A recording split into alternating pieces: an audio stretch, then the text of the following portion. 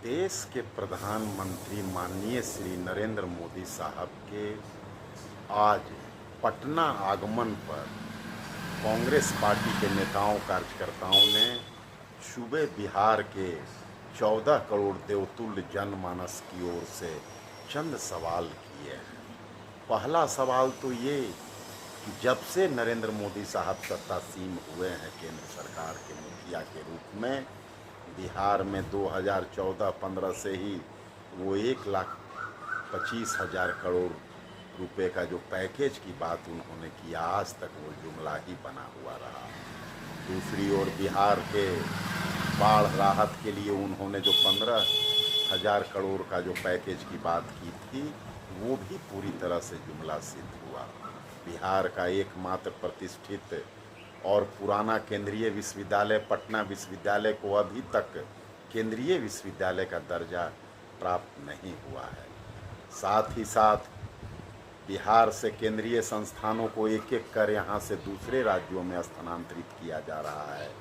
जैसे पटना सीडीए कार्यालय के 80% हिस्सा को कोलकाता स्थानांतरित कर दिया गया, तो अब जमालपुर रेल कारखाने को भी लखनऊ ले जाने की बातें हो रही है।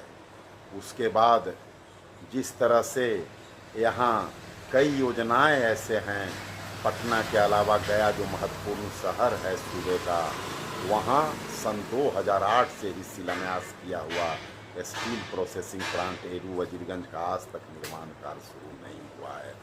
तो दूसरी ओर सूबे के अति प्राचीन अंतर्राष्ट्रीय ख्याति प्राप्त विश्व पर्यटन मानचित्र पर अपना स्थान रखने वाला गया शहर को देश के स्मार्ट शहरों की सूची में अभी तक शामिल नहीं किया गया है। तो अब चंद महीनों में जब चुनाव है, जब भी चुनाव की मौसम आता है, माननीय प्रधानमंत्री महोदय तरह तरह की जुमला बिहार वासियों को देते हैं, लेकिन वो धरातल और ज़मीन पर नहीं उतर पाती है। इसलिए आज उनके पटना आगमन पर सूबे की जनमानस की ओर से कांग्रेस पार्टी निम्नलिखित सवाल का उनसे जवाब चाहती है। अन्यथा आने वाले चुनाव में बिहार की देवतुल्य जनता उन्हें सबक